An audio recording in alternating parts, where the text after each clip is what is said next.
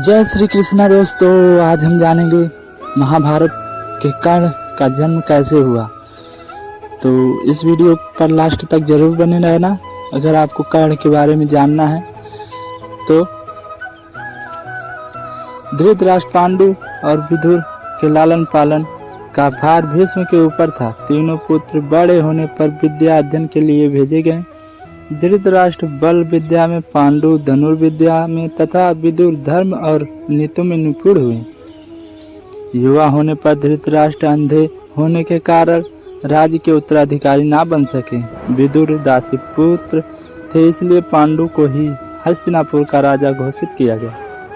भीष्म ने धृतराष्ट्र का विवाह गांधार की राजकुमारी गांधारी से कर दिया। गांधारी को जब ज्ञात हुआ कि उसका पति अंधा है तो उसने स्वयं अपनी आंखों पर पट्टी बांध ली। उन्हीं दिनों यदुवंशी राजा सूरसेन की पोषित कन्या कुंती जब सयान हुई तो पिता ने उसे घर आए हुए महात्माओं के सेवा में लगा दिया। पिता के अतिथि गृह में जितने भी साधु महात्मा, ऋषि मुनि आदि आते, कुंती उनकी सेवा मन लगाकर किया करती थी। एक दिन वहाँ दुर्वासा ऋषि आ पहुँचे। नमस्कार मित्रों, आप सभी का स्वागत हमारे कृष्णा हिंदी ज्ञान में। अगर आपको इस वीडियो से कुछ सीखने को मिले तो मेरे चैनल को सब्सक्राइब और लाइक करके जरूर जाना। कुंती ने उनकी भी मन लगाकर सेवा की। कुंती की सेवा से प्रसन्न होकर दुर्वासा ऋषि ने कहा, पुत्री, मैं तुम्हारी सेवा से अत्यंत प्रसन्न हुआ, अतः तुझे एक ऐसा मंत्र देता हूँ जिसके प्रयोग से तू जिस देवता का स्मरण करेगी वह तत्काल तेरे समक्ष प्रकट होकर तेरी मनोकामना पूर्ण करेगा। इस प्रकार दुर्वासा ऋषि कुंती को मंत्र प्रदान कर के चले गए। एक दिन कुंती ने उस मंत्र की सत्यता की जांच करने के लिए एकांत स्थान पर बैठकर उस मंत्र का जाप करते हुए सूर्यदेव का स्मरण किया। उसी क्षण सूर्यदेव वहां प्रकट होकर बोले, देवी, मुझे बताओ कि तुम मुझसे किस वस्तु की अभिलाषा करती हो, मैं तुम्हारी अभिलाषा अवश्य पूर्ण करूंगा। इस पर कुंती ने कहा, हे देव, मुझे आपसे किसी भी प्रकार की अभिलाषा नहीं है, मैंने तो केवल मंत्र की सत्यता परखने के लिए उसका जाप किया है। कुंती के इन वचनों को सुनकर सूर्यदेव बोले, हे कुंती, मेरा आना व्यर्थ नहीं जा सकता। मैं तुम्हें एक अत्यंत पराक्रमी तथा दानशील पुत्र प्रदान करता हूँ। इतना कहकर सूर्यदेव अंतर्ध्यान हो गए। कुंती ने लज्जावश यह बात किसी से नहीं कह सकी। समय आने पर उसके गर्भ से कवच कुंडल धारण किए हुए एक पुत्र उत्पन्न हुआ। कुंती ने उसे एक मंजूषा में रखकर रात्रि बेला में गंगा में बहा दिया। वह बालक बहता हुआ उस स्थान पर पहुंचा जहां पर धृतराष्ट्र का सारथी अधिरथ अपने अश्व को गंगा नदी में जल पिला रहा था। उसकी दृष्टि कवच कुंडल धारी शिशु पर पड़ी। अधिरथ निसंतान था, इसलिए उसने बालक को अपनी छाती से लगा लिया और घर लेकर जाकर उसे अपने पुत्र के जैसा पालने लगा। उस बालक के कान अति सुंदर थे, इसलिए उसका नाम कर्ण रखा गया। कर्ण गंगाज जल में बहता हुआ जा रहा था कि महाराज धृतराष्ट्र के सारथी अधिरथ ने उनकी पत्नी राधा से उसे देखा और उसे गोद ले लिया और उसका लालन पालन करने लगी। कुमारावस्था से ही कर्ण की रुचि अपने पिता अधिरथ के समान रथ चलाने की बजाय युद्ध कला में अधिक थी।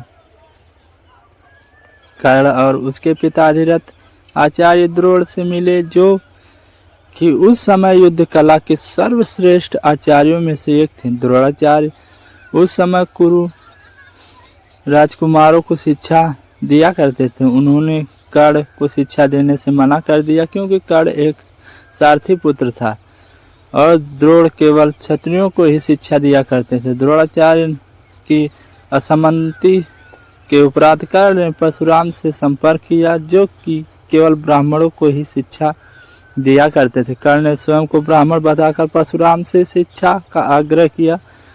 परशुराम ने कर्ण का आग्रह स्वीकार किया और कर्ण को अपने सम्मान ही युद्ध कला और धनुर्विद्या में निष्पात किया।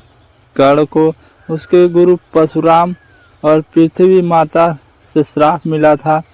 कर्ण की शिक्षा अपने अंतिम चरण पर थी। एक दोपहर की बात है, गुरु परशुराम कर्ण की जंघा पर सिर रखकर विश्राम कर रहे थे। कुछ देर बाद कहीं से एक बिच्छू आया और उसकी दूसरी जंघा पर काटकर घाव बनाने लगा। गुरु का विश्राम भंग ना हो इसलिए कर्ण बिच्छू को दूर ना हटाकर उसके डंक को सहता रहा। कुछ देर में गुरुजी की निद्रा टूटी और उन्होंने देखा कि कर्ण की जांघ से बहुत रक्त बह रहा है। उन्होंने कहा कि केवल किसी क्षत्रिय में इतनी सहनशीलता हो सकती है कि वह बिच्छू डंक को सह ले, ना कि किसी ब्राह्मण में।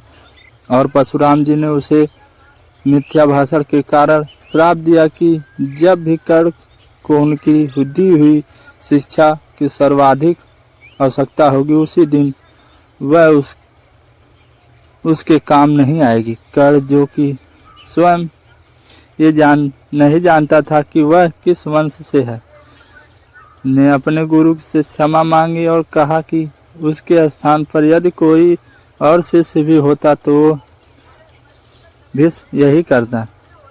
यद्यपि कर्ण को क्रोधवश श्राप देने पर उन्हें ग्लानि हुई पर वे अपना श्राप वापस नहीं ले सकते थे।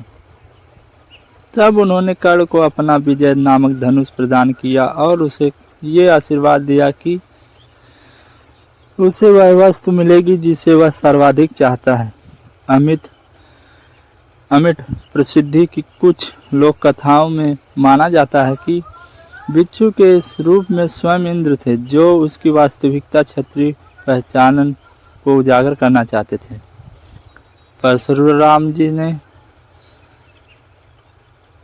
आश्रम से जाने के पश्चात कर्ण को कुछ समय तक भटकता रहा। इस दौरान वह शब्द भेदी विद्या सीख रहा था। अभ्यास के दौरान उसने एक गाय के बछड़े को कोई वनी पशु समझ लिया और उस पर शब्द भेदी बाण चला दिया और बछड़ा मारा गया।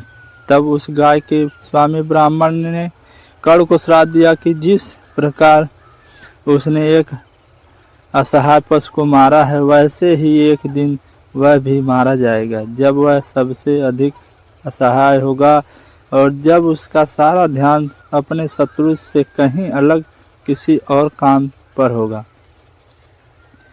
इस प्रकार कर्ण परशुराम का एक अत्यंत परिश्रमी और निपुण शिष्य बना। कर्ण दुर्योधन के आश्रय में रहता था। गुरु द्रोणाचार्य ने अपने शिष्यों की शिक्षा पूरी होने पर हस्तिनापुर में एक रंगभूमि का आयोजन करवाया। रंगभूमि में अर्जुन विशेष धनुर्विद्या युक्त शिष्य प्रमाणित हुआ। तभी कर्ण रंगभूमि में आया और अर्जुन द्वारा किए गए कर्तव्यों को पार करके उसे द्वंद्व युद्ध के लिए ललकारा। तब कृपाचार्य ने कर्ण के द्वंद्व युद्ध को अस्वीकार कर दिया और उससे उसके वंश और साम्राज्य के विषय में पूछा, क्योंकि द्वंद्व युद्ध के नियमों के अनुसार केवल एक राजकुमार ही अर्जुन को, जो हस्तिनापुर का राजकुमार था, द्वंद्व युद्ध के लिए ललकार सकता था।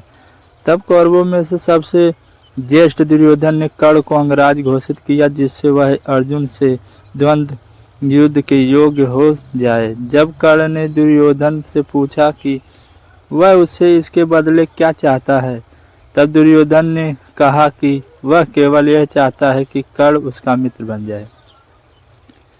इस घटना के बाद महाभारत के कुछ मुख्य संबंध स्थापित हुए, जैसे दुर्योधन और कर्ण के बीच सुदृढ़ संबंध बने। कर्ण और अर्जुन के बीच तीव्र प्रतिद्वंदिता और पांडवों तथा कर्ण के बीच वैमनस्य।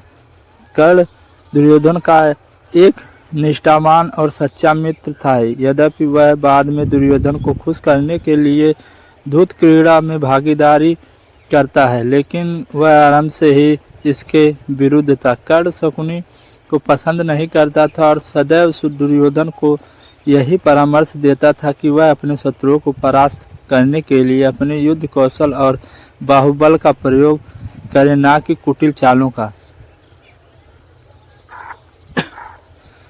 जब लक्षागृह में पांडवों को मारने का प्रयास विफल हो जाता है, तब कर्ण दुर्योधन को उसकी कायरता के लिए डांटता है और कहता है कि कायरों की सभी चालें विफल ही होती हैं, और उसे समझ जाता है कि उसे एक योद्धा के समान कार्य करना चाहिए और उसे जो कुछ भी प्राप्त करना है उसे अपनी वीरता द्वारा प्राप्त करे।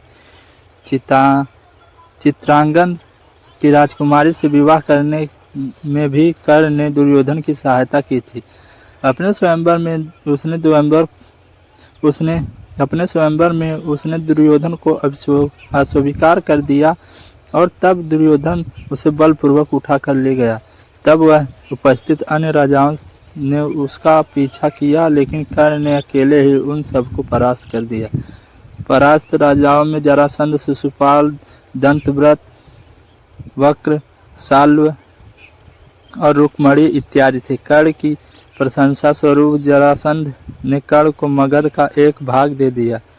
भीम ने बाद में श्री कृष्ण की सहायता से जरासंध को परास्त किया, लेकिन उससे बहुत पहले कर्ण ने उसे अकेले परास्त किया था। कर्ण ही ने जरासंध की इस दुर्बलता को उजागर किया था कि उसकी मृत्यु केवल उसके धड़ को पैरों से चीर कर 2 टुकड़ों में बांटकर हो सकती है। दोस्तों, अगर आपको ये वीडियो पसंद आई हो तो लाइक और सब्सक्राइब जरूर कर देना। कल मिलते हैं नेक्स्ट वीडियो के साथ। तब तक के लिए धन्यवाद।